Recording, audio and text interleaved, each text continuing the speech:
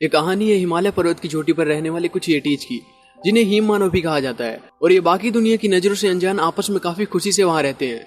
और बहुत ऊंचाई पर होने के कारण उनका गांव बर्फ की चादर से ढका होता है। तो मूवी की शुरुआत मीगो नाम के एक येटी से होती है, जो हमें बताता है कि उन सब के लिए यही उनकी दुनिया है। और वो सभी एक एंशिएंट स्टोन के लॉ को फॉलो करते हैं, जिसके अनुसार उनकी ये दुनिया बादलों पर तैर रही है। और वो बादल बड़े माउंटेन मैमथ्स के सहारे टिकी है, और इसलिए उन्हें उन मैमथ्स को आइस फीड करना होता है, जिससे वो ओवरहीट ना हो, नहीं तो वो सभी मारे जाएंगे। और उनका ये भी मानना है कि ये स्टोन ही है जो उन्हें प्रोटेक्ट करता है। और ये स्टोन उन सभी के लीडर स्टोन कीपर अपने साथ रखते हैं। मीगो के डैड डोरगल को रोज सवेरे उठ के उस गांव में लगे गोंग को अपने सिर से हिट करके बजाना होता है, जिसके लिए वो खुद को एक रोप की हेल्प से गोंग तक प्रोजेक्ट करते हैं। उन्हें ये काम इसलिए करना पड़ता है क्योंकि ये टीज का मानना है कि ऐसा करने से ही उनके गांव में रोशनी आती है। एक दिन जब मीगो अपने डैड से गोंग को बजाने की प्रैक्टिस कर रहा था, तभी वो स्टोन कीपर की डॉटर मिसी को देखकर डिस्ट्रैक्ट हो जाता है और बहुत दूर जाकर गिरता है। तभी वो एक प्लेन को अपनी तरफ आते देखता है, जिसे देखकर वो समझ नहीं पाता कि आखिर वो क्या चीज है। लेकिन आखिर में वो प्लेन उससे टकरा जाता है और उसका पायलट कुछ दूर जा गिरता है। मीगो उसके पास जाता है और वो दोनों एक दूसरे को देखकर डर जाते हैं। लेकिन मीगो उसके छोटे पैर को देखकर उसे स्मॉल फुट नाम देता है। इतने में तेज हवा के कारण वो इंसान वहां से उड़ जाता है। ये देखने के बाद मीगो भागते हुए अपने गाँव जाता है और उन्हें बताता है कि मैंने स्मॉल फुट को देखा है, जिसे सुनकर सब दंग रह जाते हैं, क्योंकि वो मानते थे कि स्मॉल फुट जैसी कोई चीज नहीं होती। इसलिए मीगो उन सबको उस जगह ले जाता है जहां उसने उस इंसान को देखा था। लेकिन उनके पहुंचने से पहले ही वो प्लेन वहां से नीचे गिर जाता है। तभी वहां स्टोन कीपर अपने बेटे थॉर के साथ वहां आ जाते हैं और मीगो की बात सुनकर सबसे कहते हैं कि मीगो ने जो कुछ भी देखा वो सब झूठ है, क्योंकि स्टोन के अनुसार ऐसी कोई चीज एग्जिस्ट नहीं करती। लेकिन मीगो को अपनी बात पर पूरा भरोसा होता है, इसलिए अपनी बात पर टिका रहता है। थॉर उससे पूछता है कि तुम्हें कैसे पता कि वो स्मॉल फुट था, जिस पर मीगो कहता है कि उसके पैर काफी छोटे थे। इतने में स्टोन कीपर की डॉटर मिसी वहां आ जाती है और अपने डैड से कहती है कि शायद मीगो सच बोल रहा हो। इस पर उसके डैड कहते हैं कि सिर के बल गिरने के कारण शायद उसने याक को स्मॉल फुट समझ लिया हो। इसे सुनकर वो सभी उसकी बात को एक्सेप्ट कर लेते हैं। लेकिन मीगो अभी भी अपनी बात पर टिका रहता है, इसलिए स्टोन कीपर उसे स्टोन की अवज्ञा करने के कारण उसे गांव से बाहर निकाल देते हैं और इसके बाद सभी वहां से चले जाते हैं। मीगो भी उदास होकर गांव से जाने लगता है। दूसरी तरफ हम हिमालय के बहुत नीचे एक इंसान को देखते हैं, जिसका नाम पर्सी पैटरसन होता है और वो एक वाइल्ड लाइफ डॉक्यूमेंट्री का फिल्म मेकर होता है। लेकिन पिछले कुछ समय से अपने शो के लो रेटिंग के कारण वो बहुत निराश था, इसलिए वो वहाँ कुछ अलग तलाश करने के लिए आया था। इतने में वो प्लेन क्रैश वाला व्यक्ति आकर उसे येटी के बारे में बताता है, लेकिन वो उसे बिल्कुल भी सीरियसली नहीं लेता और उसे घर के अंदर चलने को कहता है। इधर मीगो जब गांव के बाहर जा रहा होता है, तभी उसे रास्ते में 3 येटीज मिलते हैं, जो उसे अपने लीडर के पास ले जाते हैं, जो कि असल में मिसी ही होती है। मीगो उससे पूछता है ये किस तरह का प्लेस है, जिस पर मिसी उससे कहती है कि ये स्मॉल फुट एविडेंसरी सोसाइटी का सीक्रेट हेडक्वार्टर है, जहां हम स्मॉल फुट के होने का प्रमाण का पता लगाने की कोशिश करते हैं। और हम उनका पता लगाने के लिए हिमालय पर सालों से रिसर्च कर रहे हैं।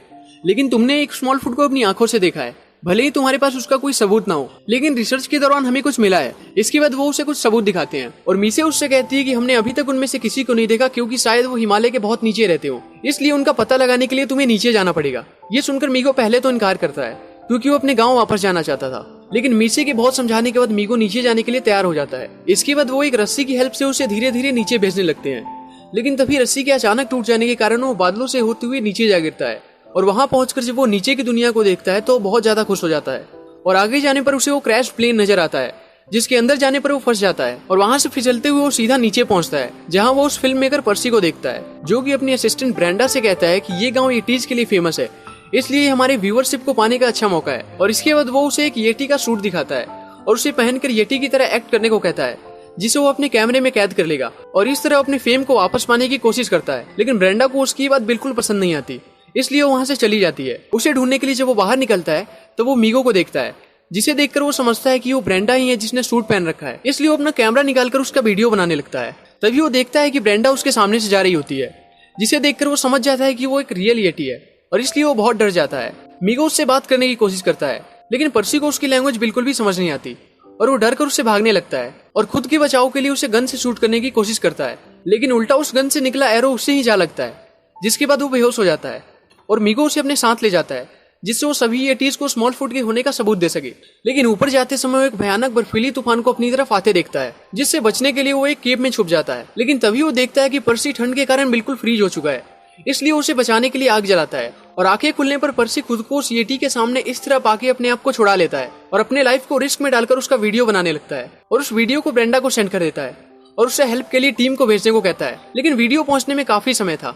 ये देखकर पर्सी जोर से चिल्लाने लगता है, जिसकी आवाज सुनकर वहां एक भालू आ जाता है। लेकिन मीगो उसे उस भालू से बचाकर उसे वहां से निकाल देता है और इसके बाद पर्सी केव से बाहर आ जाता है, लेकिन तभी अंदर से उसे मीगो की आवाज सुनाई देती है, जिसे देखने के बाद वो अंदर जाने का तय करता है। और वहां जाने पर वो देखता है कि मीगो के पैर में एक ट्रैप लगा है, जिसे पर्सी निकाल देता है और उसके पैर में बैंडेज लगा देता है। इधर मीसे खुद को मीगो के नीचे गिरने का जिम्मेदार समझकर उसे ढूंढने के लिए नीचे जाने का तय करती है। तभी वो मीगो को देखती है। वो सभी मीगो को देखकर काफी खुश होते हैं। इसके बाद मीगो उन सबको पर्सी से मिलाता है, जिसे देखने के बाद वो उसे गाँव ले जाते हैं और सभी को पर्सी के स्मॉल फुट को दिखाते हैं। पर्सी इतने सारे येटीज को अपने सामने देखकर काफी ज्यादा खुश होता है और सभी येटीज को भी ये यकीन हो जाता है कि स्मॉल फुट असली में होते हैं और वो सभी पर्सी के साथ खूब मौज मस्ती करते हैं और धीरे धीरे वो सभी पर्सी के बहुत अच्छे दोस्त बन जाते हैं। एक सुबह जब मीगो के डैड गोंग को हिट करने वाले होते हैं, तभी मिस बैलेंस हो जाने के कारण वो उसे बचा नहीं पाते, लेकिन उसके बावजूद भी सूरज के उगने के कारण उस गांव में रोशनी आ जाती है, जिसे देखकर मीगो के डैड को समझ नहीं आता कि ये कैसे हो सकता है। अगली सुबह जब वो मीगो से इस बारे में बात कर रहे होते हैं, तभी उसे स्टोन कीपर का बुलावा आता है। वहां जाने पर स्टोन कीपर उसे एक केव में ले जाते हैं,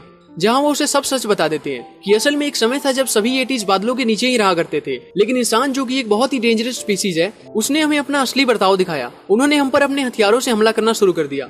हमारे पास भागने और छुपने के अलावा और कोई चारा नहीं था, इसलिए हम सब सरवाइव करने के लिए पहाड़ों में छुपकर रहने लगे, क्योंकि इतने ऊपर स्मॉल फुट ठंड के कारण सरवाइव नहीं कर सकते। और इस तरह हमने अपने लॉज को स्टोन पर लिखा और धीरे धीरे हम अपनी बचाव के लिए इसमें और लॉज जोड़ते गए, जिससे हम उस इंसानों द्वारा किए गए विनाशों से बचे रह सके। ये सुनने के बाद मीगो उनसे कहता है कि लेकिन मैं जिस स्मॉल फुट से मिला था वो ऐसा बिल्कुल नहीं है। इस पर स्टोन कीपर उससे कहती है कि वो सब एक जैसे ही हैं। तब मीगो को भी याद आता है कि जब वो पर्सी से मिला था तब उसने भी उस पर अटैक करने की कोशिश की थी, और यही स्टोन कीपर उसे ये भी बताते हैं कि इतने सालों से जिसे वो क्लाउड समझते आ रहे थे, असल में वो बस स्टीम है, जिससे हम बाकी दुनिया की नजरों से बचे रह सके। मीगो ये सुनकर उससे कहता है कि हमें ये बात सभी को बता देनी चाहिए, लेकिन स्टोन कीपर उनसे कहते हैं कि उनके और उनके फ्यूचर के भलाई के लिए यही बेहतर है कि वो इस झूठ को मानते रहें। इसके बाद मीगो उनसे पूछता है कि आप मुझसे क्या चाहते हैं। इस पर स्टोन कीपर उससे कहते हैं कि तुम सभी से ये कहो कि तुमने स्मॉल फुट के बारे में जो कुछ भी कहा है वो सब झूठ है और वो स्मॉल फुट नहीं है, वो बस एक हेयरलेस जंगली याक है।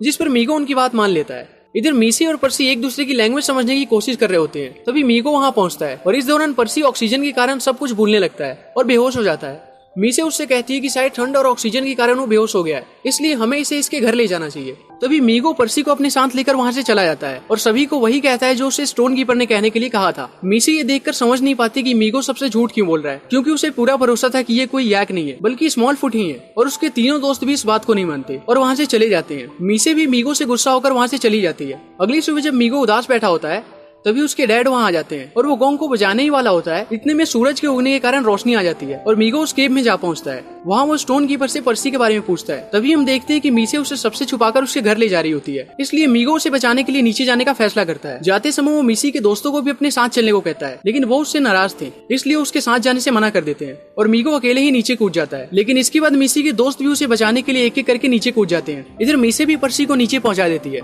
और वहां से चली जाती है। होश में आने के बाद पर्सी ब्रेंडा से मिलता है, जो उसे बताती है कि उसके द्वारा भेजा गया वीडियो वायरल हो चुका है और सभी को इस बारे में पता चल चुका है। तभी वो मीसी को देखता है, जो वहाँ के सभी चीजों को पहली बार देखकर काफी क्यूरियस हो जाती है और वहाँ के सभी चीजों को देखने लगती है।